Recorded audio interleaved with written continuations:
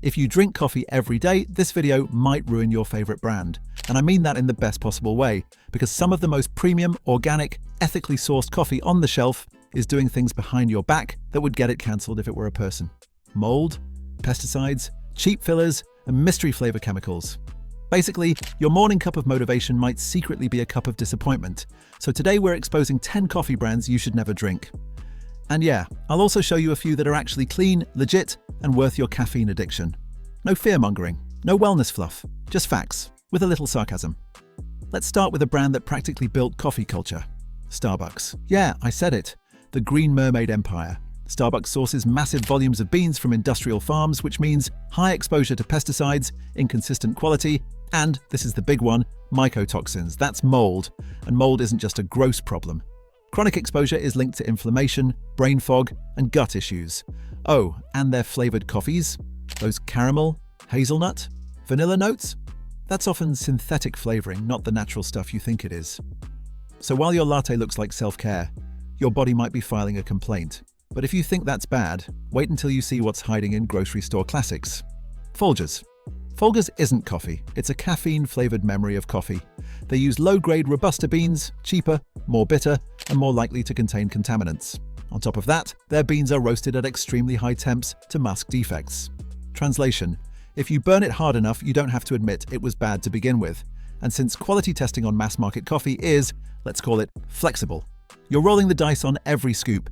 Your grandpa might love it. Your mitochondria do not. But hey, maybe you're thinking, okay dude, I don't drink Folgers, I buy premium. Cool, let's talk about Keurig K-Cups, convenience coffee, also known as, I'd like my drink with a side of microplastics. Those plastic pods get blasted with near boiling water under pressure, and the studies show that heat plus plastic equals chemical leaching. Add in low-quality grounds, potential mold, and a zero transparency on sourcing, and you've got the nutritional equivalent of fast food in liquid form.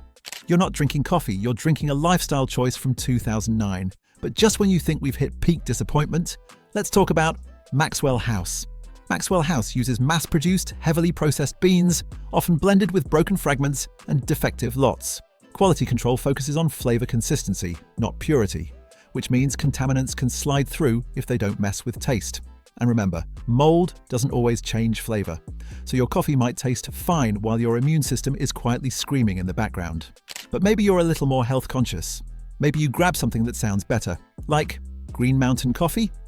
The branding says eco-friendly.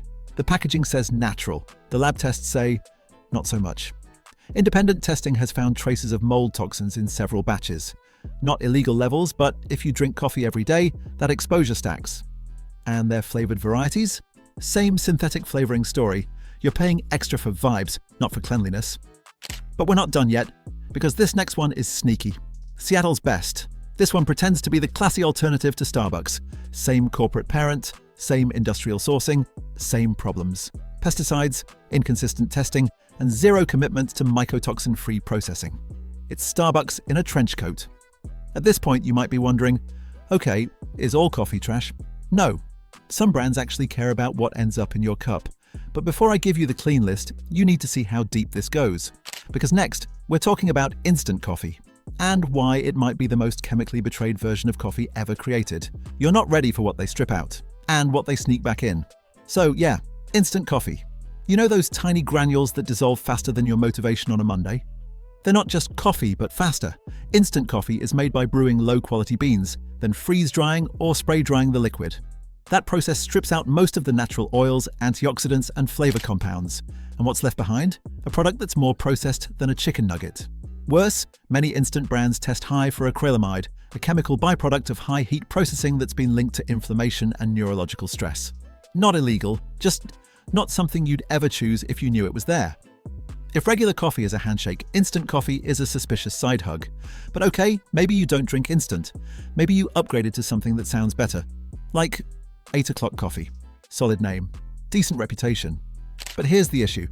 Large batch roasting, minimal third-party testing, and repeated findings of mold byproducts in certain lots.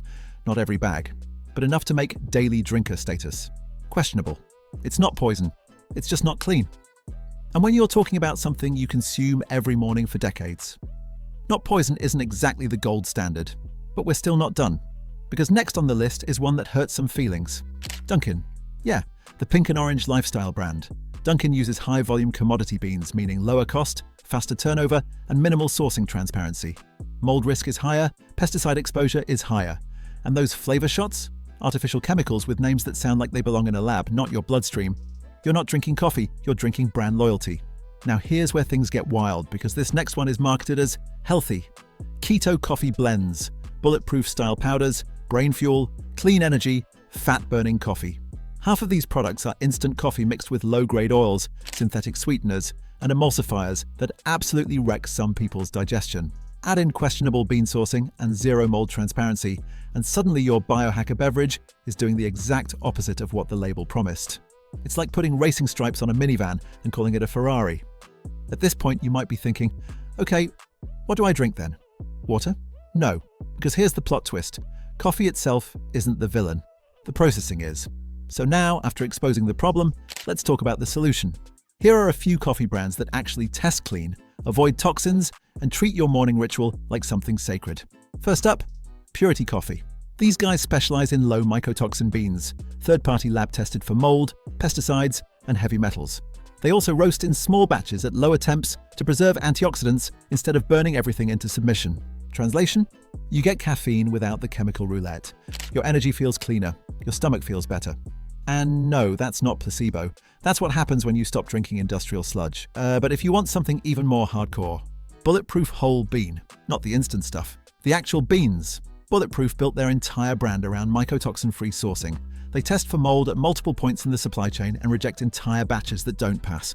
You're paying for quality control, not hype. Is it more expensive? Yes. Is it cheaper than feeling like trash every afternoon? Also yes, but maybe you want something organic and accessible? Kayon Coffee, single origin, shade grown, third-party tested for toxins, no artificial flavoring, no chemical aftertaste. It's coffee that actually tastes like coffee, not caramel drizzle birthday cake latte energy. Just clean beans doing what beans were supposed to do. And if you want a mainstream option that doesn't feel like a wellness cult, Pete's, Major Dickinson's, unflavored. Still mass market, but better sourcing standards, fewer additives, and lower contamination risk than most grocery store giants. Is it perfect? No. Is it leagues above the worst offenders? Absolutely. Now here's the uncomfortable truth no coffee brand wants on their packaging. Most people don't feel bad from coffee. They feel bad from what's hiding in their coffee. The headaches, the bloating, the why am I tired after caffeine, crash. The anxiety spikes. That's not coffee, that's contamination plus overprocessing. Think of it like this. You wouldn't drink water from a rusty pipe and blame hydration. You wouldn't eat a spoiled steak and swear off protein forever. But with coffee, we've normalized garbage quality because it's cheap, fast, and everywhere. So let me ask you something real. If coffee is the first thing you put in your body every morning, shouldn't it be the cleanest? You don't need to quit coffee. You just need to stop letting billion-dollar companies treat your cup like a landfill. So here's your move. Next time you buy coffee, look for 3 things. Third-party lab testing for mold and pesticides, single origin or small batch roasting. No artificial flavoring. That's it. No guru nonsense, no diet tribe allegiance, just better input. Because when you stop drinking deceptive coffee, you realize how good real coffee actually feels. And once you taste the difference, there's no going back. If this opened your eyes, even a little, hit the like button so the algorithm knows we're done pretending Folgers is a personality trait. Subscribe if you want more no-filter breakdowns of foods that look safe, but aren't. And drop a comment. What coffee brand are you drinking right now? I might ruin it in the next video.